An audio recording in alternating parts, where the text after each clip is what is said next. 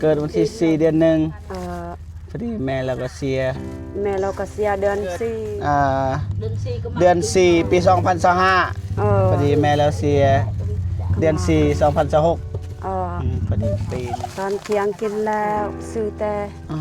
อันนี้ลูกซีนให้กิน2 คนเลยหน่วยหนึ่งลูกซีนหน่วยเดียวนี่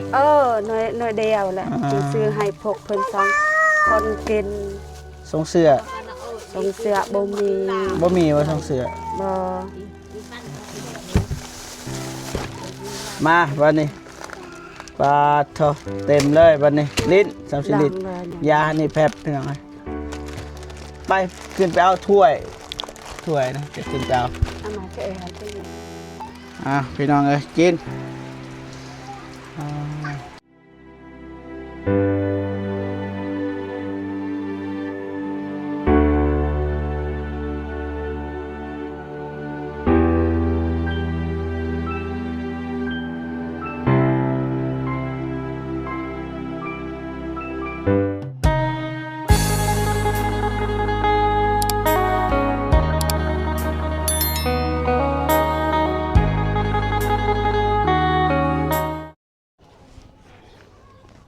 โอเคพี่น้องเนาะเปิดภาพมากะ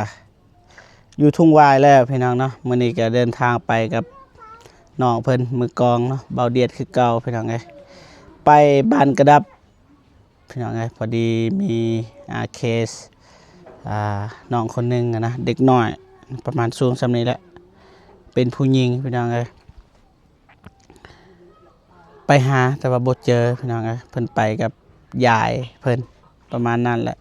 หรือว่ากับแม่เฒ่าพี่น้องเพิ่นไปบ้านอื่นพี่น้องเลยบ่เจอเคสน้องคนนั้นก็คือแม่เราเสียแบบฆาตกรรมอะไรพี่น้องเขาเจ้าฆาตกรรมแม่เพิ่นก็เลยเสียชีวิตไปแล้วก็ตอนนี้เราอยู่กับแม่เฒ่าส่วนพ่อเพิ่นก็เฮาบ่ฮู้ว่าอยู่ไสนะพี่น้องนะก็ประมาณนี้ตอนนี้ก็อยู่ทุ่งวายเด้อพี่น้องเด้อกับทักทายสบายดีเด้อพี่น้องเบิดสุขุสุคนพี่น้องเนาะกันดีต้อนรับก็สู่2บ่าวเจ็บแนลคือเก่าพี่น้องมื้อนี้ก็มาหาเด็กกำพร้า2 คนพี่น้องเอ้ยแม่เพิ่นก็ก็เสียชีวิตประมาณอยู่ 2-3 เดือนว่า4 เดือนนี่แหละเด็กกำพร้าฝาแฝดพี่น้องเอ้ยตอนนี้ก็อยู่ด้านหลังของบ่เจ็บพี่น้องนะไปมีแต่ว่าไปเบิ่งไปชมกันเลยพี่น้องเนาะไปสบายดีเด้อสบายดีเด้อนบสบายดีเด้อทุจักปีเลยพุ่นนี่ปี4 เดือนเด้อขออนุญาตเด้อปี4 เดือนพุ่นนี่เด้อพาแพทย์มาพี่มาพี่หนังไว้หนังอะไรสิจังได๋พุ่นนี่อาริสมันเนาะเตอร์ยาดับแล้วบ่จักอยู่บ่ดับนี่อาริเอามาพี่อะไรจอยดังมาพี่จะเอาขนมให้พี่เด้อพอดีมีธงยางสีพี่น้องดนนะแต่ว่าบ่ได้แจกให้ไผพี่น้องเอาไว้ให้ลูกหลานพี่น้องอยากได้บ่อยากได้บ่อยากได้บ่เป็นนะจักปีเท่าไรก็ปี4 เดือนยังกินนมอยู่ว่าตอนนี้ก็ได้เฮาก็บ่ได้ซื้อนมเพิ่นซื้อนมโดนเล็กตอนแม่เราเสียจักปีเลยเดือน4ปีพอดีแม่เราตายวันที่เดือน4คือกันแม่ตายเดือน4เกิดวันที่1 เดือน4วันที่1โอ้ยเกิดกันวันที่1 เดือน4ตายแม่บ่ลินเด้อวันที่1บ่ลินเด้อนี่เอาบ่จะสิว่าละบ่มีแนวให้เพิ่นกินนะพี่น้องกันเสียเดือน4เนี่ยเกิดเดือน4เนี่ยเดือน4ก็มาปีเดือน4วันที่1เกิดวันที่4 เดือน 1พ อดีแม่เราก็เสีย แม่เราก็เสียเดือนสี่บางที อีกันนะ ถึงก็ไปป่าอยู่ที่บุกอุปนอก มานะความหมายตอนเราเกิดวันที่1 เดือน เออ 4บัดแม่เราเสียในเดือนใดเดือน4วันที่หยัง เดือนสี่แม่เราตายก็เดือนสี่พวกอันนี้ก็เต็มปีหนึ่งนั่นแหละ เกต อ๋อ เดินสี่ เกิดอ่า เกิดเดือนสี่พอดีตายแม่เราก็ถึงแล้ว เอา ปีห โอ นึ่ง เคโอเคเข้าใจแล้วเกิดเดินสี่ก็มา เดือน4 ปี 2025 เออ พอดีแม่เราเสียเดือน4 2026 เออ พอดีปีหนึ่งรถมานี่นี่ นอน อ่ะ ชับอีกเลย อ้าวโทรศัพท์ลิ้นรถอ้าวโทรศัพท์เบาเดียดลิ้นอยากลิ้นอีหยังก็ลิ้นพี่น้องพอดีตอนนี้เราอยู่น้ำไผ่นี่ อยู่น้ำคอย แล้วเจ้าเป็นไผ่ซะคือกันยังกันนี่ ถึกอาพวกสองคนค่ะ อ่า อาก็ถึกป้ากับถึกกินไหม ป้าบ่ เออ ป้า ป้า สร้างครอบครัวแล้วป้า บอบ่มีไผมัก ไม่ไผ่มาก โดย เป็นหยังคือว่าสัตว์เจ้าซื้อหยังเจ้า ซื้อนาด ซื้อนาดอายุจักปีเลย 40 40 ปีฮอดบ่40 ฮอด บริษัทครอบครัวบ่ บ่ได้สร้างครอบครัวบ่ฝึกอามาพาดมันจะอยู่เฮือน เอาหลานอยู่เฮือน เออเอามาพึกษ์เอามาพาด โดย ได้ตนเลยเจ้าก็บ่สบายอีก บ่ เป็นหยังอา เจ็บ การ ออด นั่น ออ น่ะ ดแอดแบบมึนตีนมึนมือ มึน จะเอา เลย หลานมึนเลยมึนตลอดแหละ อ่า บ่ได้เฮ็ดไอ้สร้างมันจะเอาหลานอยู่เฮือน สมพ่อบริษัทครอบครัวเนาะ อืม ดนแล้วบ่สบายนี่ 8 ปีแล้วมันเป็นข่อยบ่สบาย 8 ปีแล้วพุ่งอยู่บ่ไหม มันจะอยู่ 8 ปี เฮือน8 ปี ยังมาดูแลหลานอีก เออ หลาน2 คนก็แห้งซนตามเบิ่ง เอ นะ อ ผู้ชายลูกแล้วจักคนลูกละ รวมหมอ ลูกอันนี้แหละแม่ผู้หนึง 3 ผู้หนึงไปใช้ผู้หนึง คนหนึงไปให้นำ อ่า แม่ใหญ่ อ่า ไปนำแม่ใหญ่ ใหญ่แล้วบ่ผู้หนึง 6 ปีแล้วนะ5-6 ปีแล้วก็ไปแล้ว เออ อ่า 5 ปี เป็นยังไงกินข้าวกินน้ำแล้วบ่เนี่ยกินแล้วบ่ กิน ตอนเที่ยงนะ ตอนเที่ยงกินแล้วซื้อแต่ อ่า อั อั น น นั้น นี้ ลูกซีนให้กิน2 คนเลยหน่วยหนึ่ง หน่วยหนึง เออ ลูกซีนหน่วยเดียวนี่ หน่วยเดียวแหละ อ่า ที่ซื้อให้พวกเพิ่น2 คนกิน ส่งเสื้อ ตรงเสื้อบ่มี บ่มีว่าส่งเสื้อ บ่ อีปั้นเขาโกเราก็มีปลา แต่เฮาบ่มีเงินเฮาซื้อไข่หน่วยหนึงแต่เช้าฮอด3-4 โมงให้เขากิน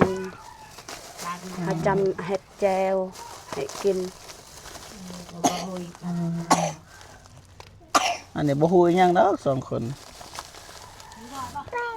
จำมันละ บ่มี ยังน้อยเด้อ เออ บ่ฮู้อิหยังดอก บ่ฮู้อีสางบ่ฮู้อีน้อยแน่ไปเล่นแฮนไอ้สางก็กินจับกินเลยเล่นแต่ไข่ต้มคู่มือจับบ่ได้ ข่อยก็ย่างบ่เป็นมีแต่ย่างเกอะๆกะๆหั่นแหละ ทันบางทีก็บ่ทันล้านซะ เออ มาพี่ดินตอนนี้ก็แรงนะพี่น้องเอ้ยตอนแรงเราทันกินมีแต่ว่าสิต้มมีให้กินนะพี่น้องเอ้ย เออ ต้มมีให้เพิ่นกินก่อนอีหยังคือว่าน้อยอิ่มอย่าว่าเรากินข้าวกินน้ำก็ได้ คือก็คือ อ้าว ย่าง ข้าวโพดอันนี้ลูกซีนหน่อยเดียวกินเบิดมื้อ ติบ่อีมาติสำนักมี อ่า มีเงิน1,000ก็ซื้อ1,000คันมีซองก็ซื้อซองแต่บ่มี อ่า แต่เฮาก็หาเงินบ่ได้สิหาอยู่ใส่ข่อยก็เจ็บเป็นคือกันมีแต่อยู่เฮือนคู่มือ อยู่เฮือนตลอดว่าเจ้า ติอยู่เฮือนบ่ได้เฮ็ดอีสังย่างก็บ่เป็นย่างเกะๆกะๆลมอีกขนาดเอาลาน จะ ยัง ไป ลำบา ว่าก ห้องหมอ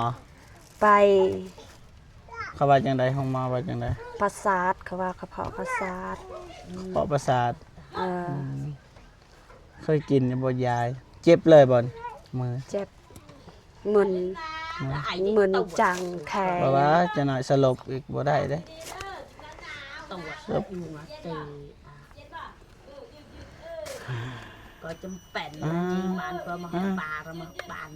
จะเบิ่งลาน เบิ่งหลานสองคนเนาะ ออ แต่จังสั่นแหละพี่น้องเอ้ยโอ้โหสิว่าสิว่าหยังละแต่มาเบิ่งนี่แหละเอาถุงยางซีบมาให้เพิ่นพี่น้องเอ้ย จะเบิ่งลานขี้ดื้อคือกันบ่มีเงินสิซื้อเขาอยากแอวกินขนมก็บ่มีเงิน นี่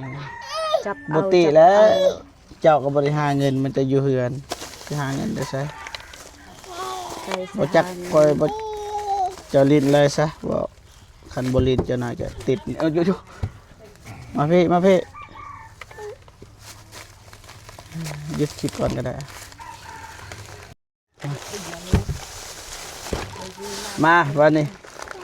ปลาทอเต็มเลยวันนี้ลิ้น30ลิตร ล้างเลย ยานี่แพบพี่น้องเอ้ยไปขึ้นไปเอาถ้วยนะจะขึ้นไปเอา เอามาจะเอาที่นี่ จะขึ้นไปเอาถ้วยนี่กับข้าวเด้อให้เพิ่นกินข้าวพี่น้องเอ้ยบ่ได้กินข้าวกินลูกซีนเบิดมื้อแล้วกินไข่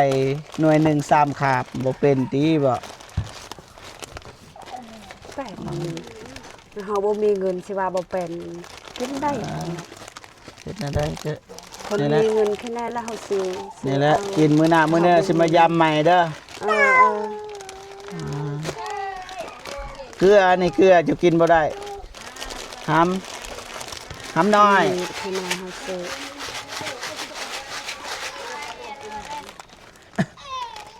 นี่แหละสิแกะให้เพิ่นกิน กินได้เลยได้นี่ได้บ่อยกินได้เลยบ่บ่ขลับบ่ แม่นบ่กินได้ ฮะ แม่นบ่กินได้ฉะนั้นบ่ได้ตอม เฮานี่กินเลยเฮานี่บ่ฮู้ว่าเพิ่นกินได้หรือบ่ ก็แม่นละพวกเด็กน้อยนี่ กินบ่ได้บ่ ก็ยานกินบ่ บ่ได้ปะ ยานบูดให้เขาต้มก่อนจึงกินหั่นน่ะ ถามผู้เพิ่นแหน่เพิ่นดูแลอิหยัง เฮาก็บ่กล้าเนาะมันจะว่าต้มมันแล้วต้มน้ำก็ได้ต้มมีก็ได้เอา ต้มมีให้เรา ให้ กิน ไม่เท่าต้มมี เบิ่ เบิ่ง ต้มนี่ยัน โดย ท้อ นะ งอืด โอ้ก็ได้อีต้น อะไรเอาไม่ยันงานเด็ดมันเอง กิน กินดีๆเด้อ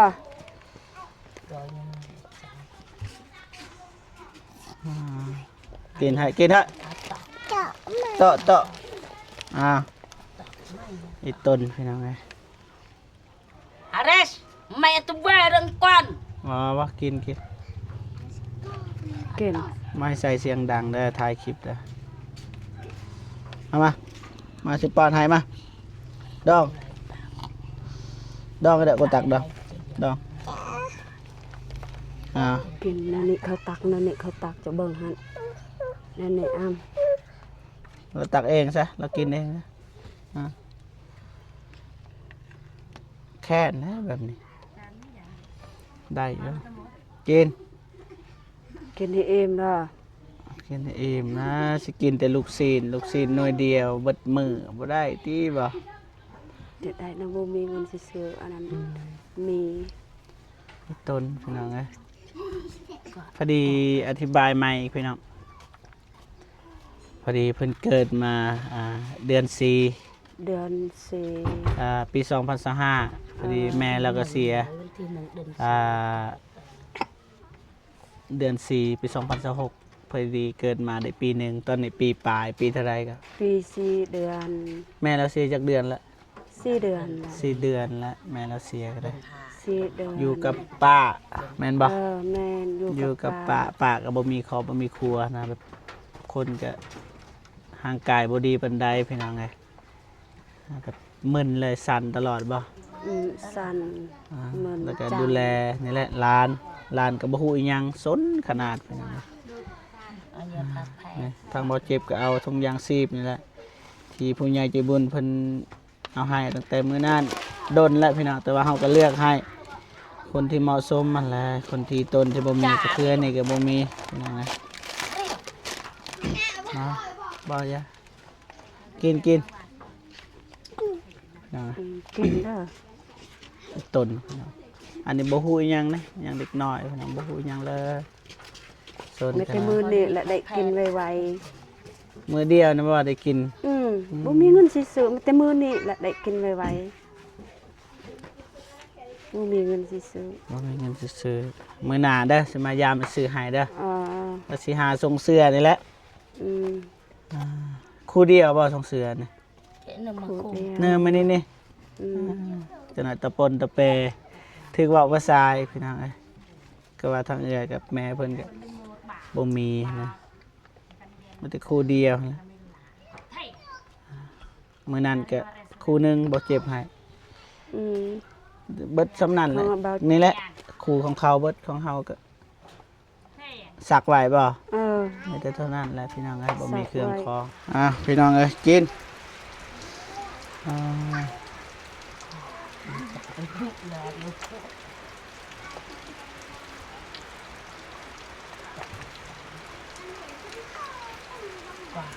ย่านเลยเด็กน้อยทายเด็กน้อยนี่ย่านพี่น้องเอ้ยแต่ว่าเฮ็ดน่าได้พี่น้องเอ้ยบางทีมีผู้ใหญ่ใจบุญอยากซอยมาได้เนาะหรือว่าอยากซอยด้วยตัวเองก็ซอยมาได้นะนี่ทางบ่เจ็บก็ còn bị cái tôi sai mất rồi บ่เจ็บก็เอาถุงยางสีแม่ผู้ใหญ่ใจบุญและซอยน้องนูเรือจากหันก็ให้ทางอายน้องเพิ่นเฮ็ดถุงยางสีกับเบาเมฆพี่น้องเอ้ยแต่ว่าบ่เจ็บจะมาให้ทางนี้พี่น้องเอ้ยโอ้ฝนตกพี่น้องเปียกเบิดเอ้ยตกตลอดตกคู่มือพี่น้องเอ้ยเรือนซานบ้านซองก็ประมาณนี้นี่ก็เพื่อนหลังน้อยๆนี่อยู่กับแม่2 คนพี่น้องเอ้ยนี่หลังน้อยๆนี่ก็ได้ อยู่กับแม่ขอกบ่มีแยกทางอยู่ดินเขาพี่น้องเอ้ยนี่แหละมีต้นเบิดพี่น้องเอ้ยทางใดแกแต่ว่าทางนี้ต้นกลัวพี่น้องเอ้ย กิน เอารอให้มันจะ